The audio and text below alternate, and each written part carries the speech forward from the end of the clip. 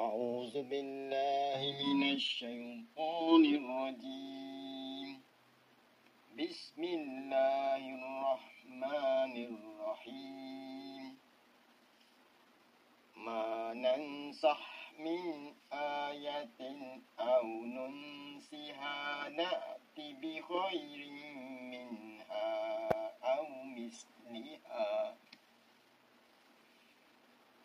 ألم تعلم أن الله على كل شيء قدير. ألم تعلم أن الله له ملك السماوات والأرض وما لكم من دون الله من ولي ولا نصير.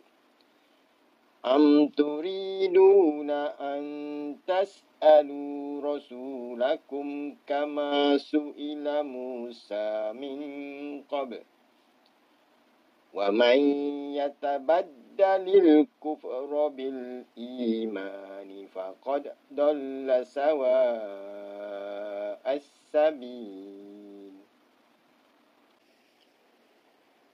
ود كثير من أهل الكتاب لو يردونكم من بعد إيمانكم كفارا حسدا من عند أنفسهم من بعد ما تبين لهم الحق فاعفوا واصفحوا حتى يأتي الله بأمره إن الله على كل شيء قدير.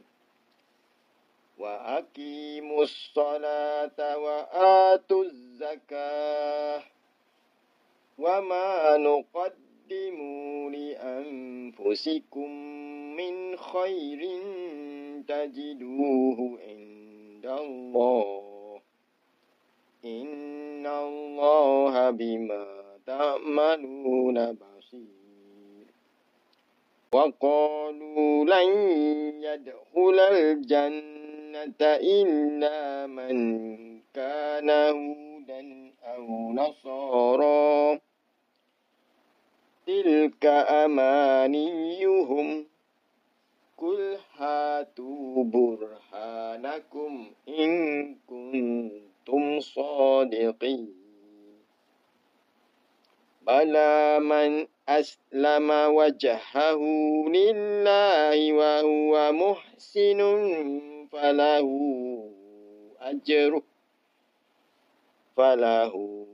أجره عند ربه ولا خوف عليهم ولا هم يحزنون. صدق الله العظيم.